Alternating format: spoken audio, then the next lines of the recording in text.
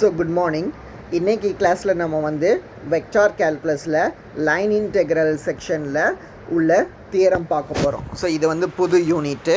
So definition என்னது அப்படின்னா, F is a vector field. If a vector field f is such that there exists a scalar function pi.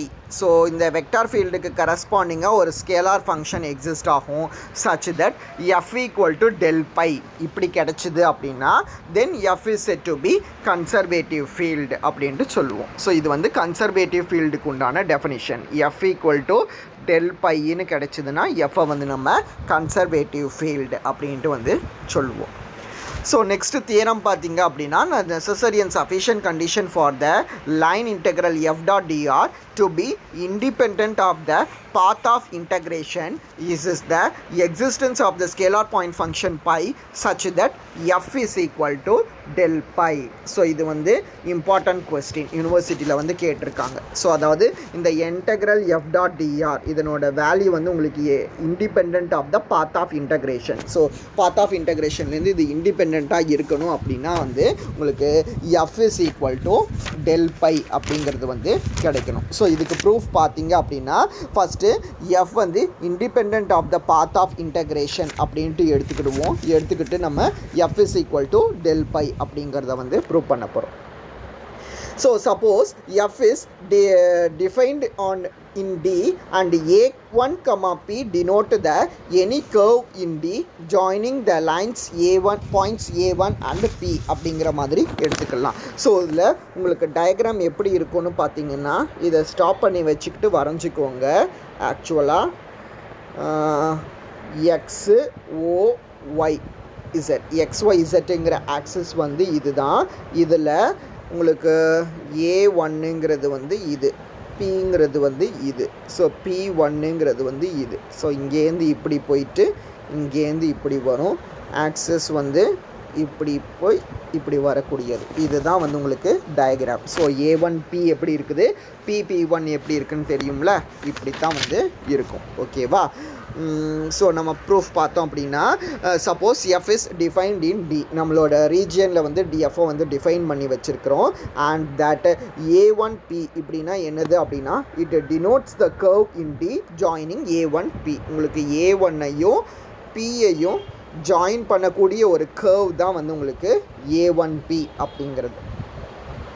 If P XYZ is a variable point, Pங்கிற point வந்து x, y, z. So இது வந்து variable பாயிண்ட்டாக இருந்துச்சு அப்படின்னா then integral over A1P f dot dr depends on P and not on the curve A1P. அப்போ இந்த f dot drங்க இந்த இன்டெக்ரல் வந்து Pயை தான் டிபெண்ட் பண்ணி இருக்குமே தவிர இந்த A1Pயை வந்து டிபெண்ட் பண்ணி இருக்காது. எப்போன்னா P வந்து வேரியபிள் பாயிண்ட்டாக இருந்துச்சு அப்படின்னா. ஸோ P வந்து கான்ஸ்டன்ட் பாயிண்ட்டுங்கிறது வேறு, வேரியபிள் பாயிண்ட்டுங்கிறது வேறு. ஸோ வேரியபிள் பாயிண்ட்டுங்கிறது வந்து உங்களுக்கு XY plus YZ square minus 2XZ இதை மாதிரி இருக்கலாம். ஸோ இதை தான் வந்து வேரியபிள் பாயிண்ட் அப்படின்ட்டு சொல்லுவோம். ஸோ P வந்து வேரியபிள் பாயிண்ட்டாக இருந்துச்சு அப்படின்னா அந்த உங்களுக்கு இன்டெகிரேஷனோட வேல்யூ வந்து அப்போ Pயை தான் டிபெண்ட் பண்ணி இருக்குமே தவிர A1Pயை வந்து டிபெண்ட் பண்ணி இருக்காது. Hence this integral defines a scalar point function. So இந்த இன்டெக்ரல் வந்து உங்களுக்கு ஒரு ஸ்கேலார் பாயிண்ட் ஃபங்க்ஷனை வந்து ரெப்ரசன்ட் பண்ணும். அந்த ஸ்கேலார் பாயிண்ட் ஃபங்க்ஷனை வந்து நம்ம பை ஆஃப் P அப்படின்ட்டு டினோட் பண்ணிக்கலாம்.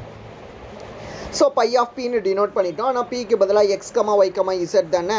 ஸோ அதனால் phi of x, y, z அப்படின்ட்டே வந்து சொல்லிடலாம். ஸோ அப்போ அதுதான் உங்களுக்கு என்னதுன்னா phi of x, y, z is equal to integral A1P f dot dr அப்படிங்கிறது. ஸோ இதில் பார்த்தீங்க அப்படின்னா இதை எப்படி எழுதிடலாம் அப்படின்னா, இந்த A1P அப்படிங்கிற ரீஜனை வந்து x1 z1 lower limit x1 y1 z1 upper limit வந்து xyz அப்படின்ட்டு எழுதிடலாம். இன்டெக்ரல் f டாட் dr அப்படின்ட்டு. ஃபர்தர் லெட் P1ங்கிற பாயிண்ட் வந்து x, y, zன்னு பார்த்தோமா. இப்போ P1ங்கிற பாயிண்ட் என்னது அப்படின்னா x plus del x comma Y comma Z. அதாவது இந்த எக்ஸ் ஆக்சிஸில் உள்ள பாயிண்ட் மட்டும் லைட்டாக மூவ் ஆகும் உங்களுக்கு. அதுதான் வந்து இந்த டெல் எக்ஸ் அப்படிங்கிறது. டெல் எக்ஸ் ஆட் பண்ணிட்டோன்னா மைனூட்டாக இந்த இடம் வந்து ரொம்ப லைட்டாக கொஞ்சம் தள்ளி போகும் அப்படிங்கிறது. எக்ஸ் ஆக்சிஸில் மட்டும் தள்ளி போகும். ஸோ அப்போ பிங்கிறது வந்து P the point in D such which is in the neighbourhood of P. அதாவது பியோட நெய்பர், இதுதான் வந்து பியோட நெய்பர்ஹுட்னா பியோட நெய்பர்ஹுட்டுக்குள்ளே தான் P1 அப்படிங்கிற பாயிண்ட் வந்து இருக்கும். அப்போ நீங்கள் பை ஆஃப் P1 எழுதலாம். பை ஆஃப் P1னா phi of x plus del x comma Y comma z. So இது வந்து உங்களுக்கு என்னது அப்படின்னா A1 P1 வச்சு எழுதக்கூடியது. எப்படி இது வந்து A1 P வச்சு எழுதக்கூடியதோ இது A1 P1 எழுதக்கூடியது. ஸோ பட் PA1ங்கிறதே Pயோட நெய்பர்ஹுட்டுக்குள்ளே தான் இருக்குது அப்படிங்கிறதுனால இந்த A1 Pயை வந்து நம்ம A1 PP1 அப்படின்ட்டு வந்து எழுதிடலாம். So A1 PP1 integral F dot dr. So இந்த A1 PP1 வந்து நம்ம A1 P அப்படின்னும் PP1 அப்படின்னும் தனித்தனியாக ஸ்ப்ளிட் பண்ணிட முடியும். ஸ்ப்ளிட் பண்ணிட்டோன்னா இந்த integral is nothing but phi of X comma Y comma இசட்டா. இதை தானே நம்ம மேலே எழுதி வச்சுருக்கிறோம். ஸோ அதை தான் வந்து நெக்ஸ்ட் ஸ்டெப்பில் எழுதியிருப்போம். Phi of X comma Y comma z plus integral PP1 f dot dr. ஓகேவா? ஸோ இது வந்து மேலே உள்ள இன்டெக்ரலோட வேல்யூ. இது வந்து அப்பர் லிமிட்டுன்னு நினச்சிடாதீங்க. இது வந்து இந்த இன்டெக்ரலுக்கு உண்டான வேல்யூ. எல்லாத்துலேயுமே நம்ம லோயர் இன்டெக்ரல் மட்டும்தான் போட்டுட்டு வருவோம். ஓகேவா?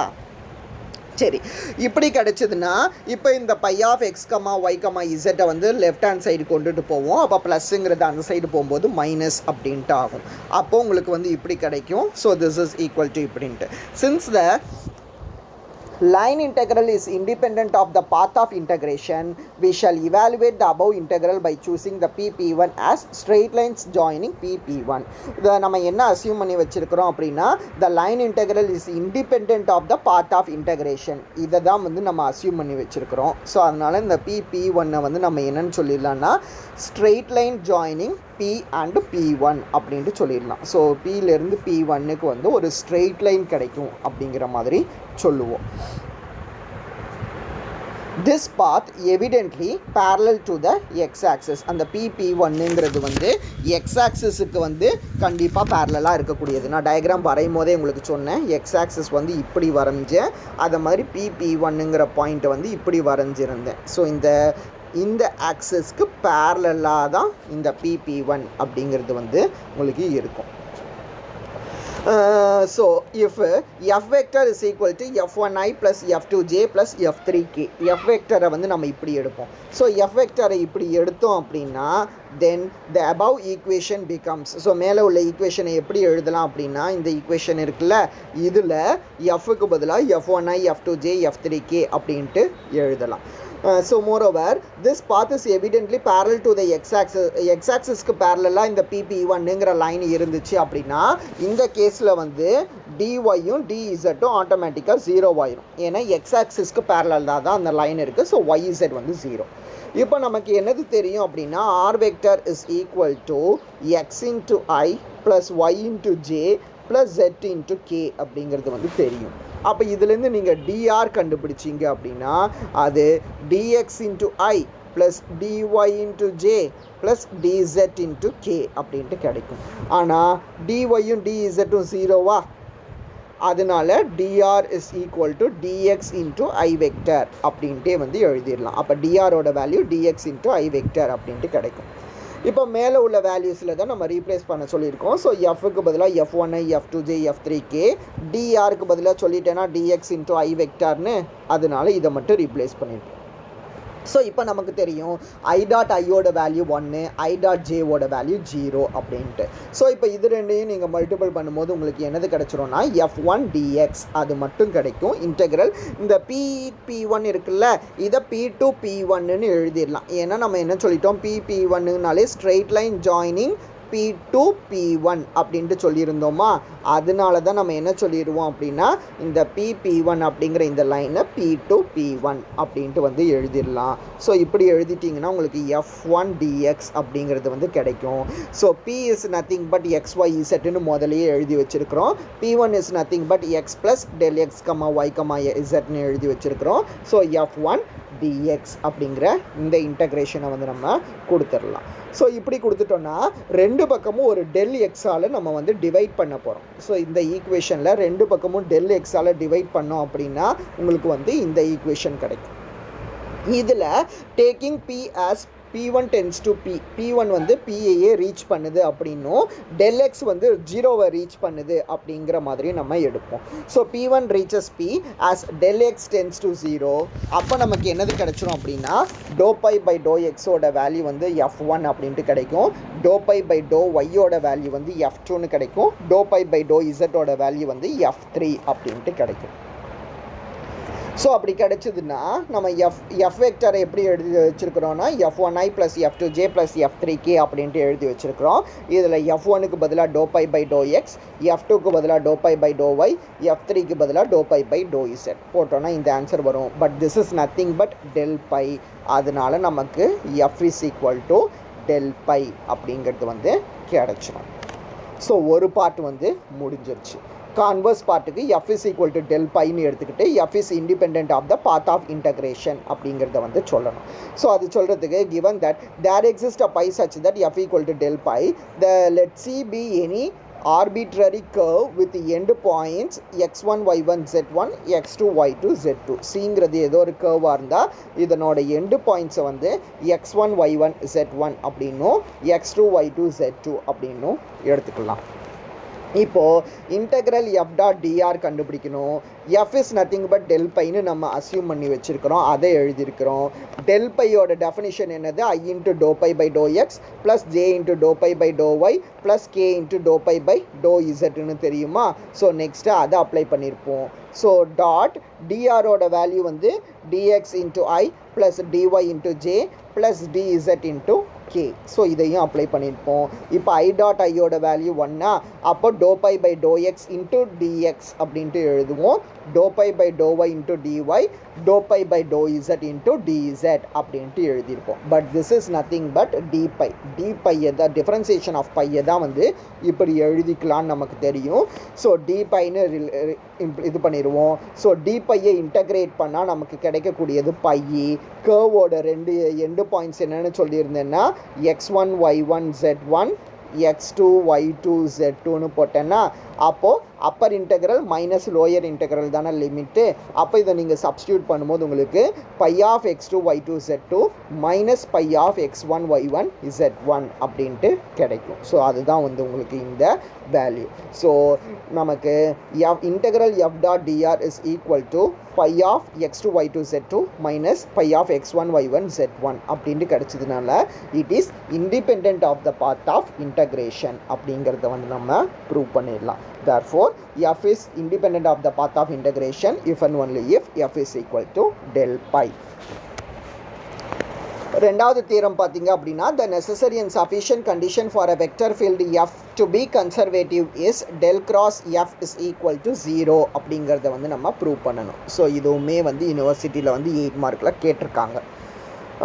del cross f is equal to 0 அப்படிங்கிறத வந்து ப்ரூவ் பண்ணணும். வெக்டர் ஃபீல்டு வந்து கன்சர்வேட்டிவாக இருந்ததுன்னா நம்ம என்ன செஞ்சுருக்கோம்னா வந்து வெக்டர் ஃபீல்டை வந்து கன்சர்வேட்டிவ் அப்படின்ட்டு அசியூம் பண்ணிக்கிடுவோம். கன்சர்வேட்டிவ்னா டெஃபினிஷன் தெரியும், f is equal to del pi அப்படிங்கிறது.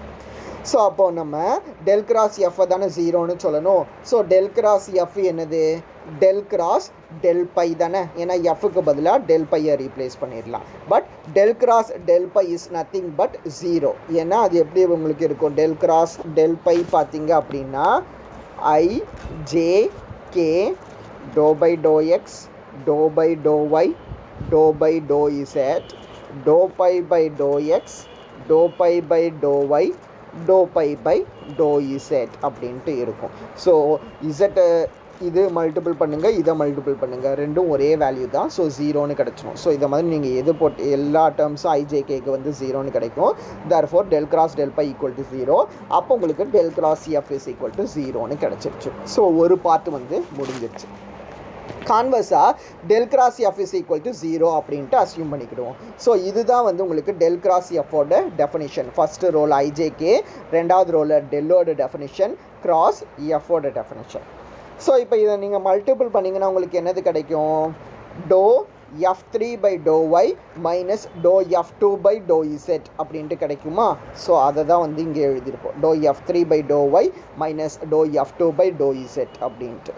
ரெண்டாவதுல வந்து dou f1 by dou z minus dou f3 by dou x அப்படின்ட்டு கிடைக்கும். இதை மாதிரி நீங்கள் பார்த்தீங்கன்னா மூணாவது அந்த value. So del cross F is equal to 0 நம்ம அசியூம் பண்ணியிருக்கிறதுனால நம்ம என்ன செஞ்சிடலாம் அப்படின்னா ஒவ்வொரு டேர்ம்ஸையுமே வந்து ஜீரோக்கு ஈக்குவேட் பண்ண முடியும். I term 0, j term 0, k term 0 அப்படின்ட்டு. ஸோ அதை ஜீரோக்கு ஈக்குவேட் பண்ணி தான் வந்து ஈக்குவேஷன் வந்து எழுதி வச்சுருப்போம். இப்போது let capital A x1 y1 z1 be fixed point and p be the variable point. ஏங்கிறத வந்து fixed pointனு p வந்து நம்ம variable point அப்படின்ட்டு எடுத்துக்கிடுவோம். அண்ட் பிங்கிற பாயிண்ட் வந்து ஏங்கிற பாயிண்ட் உங்களுக்கு என்னது இருந்துச்சு அப்படின்னா x1 y1 z1 அப்படின்ட்டு இருந்துச்சு. பிங்கிற பாயிண்ட் என்னதுன்னா x y1 z1. சிங்கிற பாயிண்ட் என்னதுன்னா எக்ஸு ஒய் z1. நல்லா நோட் பண்ணிக்கோங்க. ஃபஸ்ட்டு இதில் மூணுமே 1 சஃபிக்ஸில் வரும், ரெண்டாவதில் 1 மட்டும் 2 மட்டும் சஃபிக்ஸில் வரும், மூணாவதில் 1 மட்டும் சஃபிக்ஸில் வரும். ஓகேவா? x1 y1 z1, xy y1 z1, xy z1 அப்படிங்கிறது ஏபிசி அப்படிங்கிற பாயிண்ட்ஸ். இப்போது integral over ABCP f dot dr இதனோட வேல்யூ என்ன அப்படிங்கிறத பார்க்கணும். அப்போ integral over ABCP f dot dr இருக்குல்ல, எஃப்க்கு பதிலாக f1i plus f2j plus f3k dot TR போடும்போது f1 dx f2 dy f2 dz தானே கிடைக்கும். இது வந்து f1i f2j f3k டாட் டிஆருக்கு பதிலாக xi yj zk போடும்போது f1x f2y f3z தானே கிடைக்கும். அதுதான் வந்து இங்கே போட்டிருப்போம். டாட் டிஆர்னா இங்கே dx வந்துருக்குண்ணா ஆக்சுவலாக. So f1 dx f2 dy f3 dz அப்படின்ட்டு.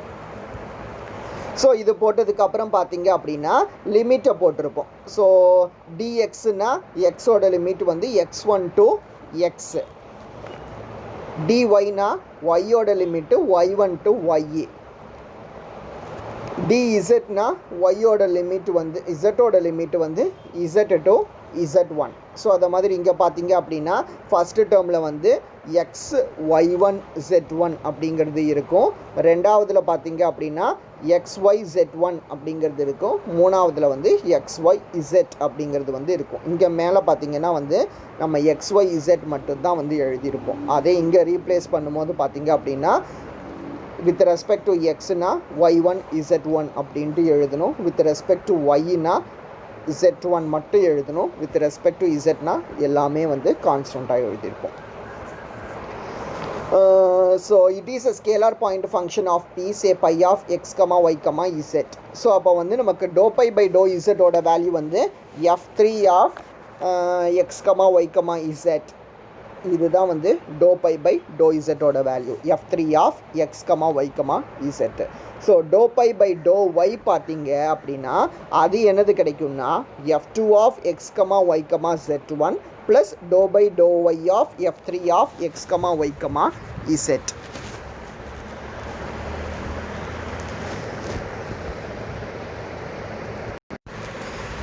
ஸோ இதில் டோ பை பை டோ இசட்டோட வேல்யூ வந்து கடைசி இன்டகிரேஷன் அப்படின்ட்டு சொல்லியிருந்தோமா, அதே do phi by to y பார்த்தீங்க அப்படின்னா அது இந்த ரெண்டு இன்டகிரேஷனும் வந்து சேர்ந்தது. அதாவது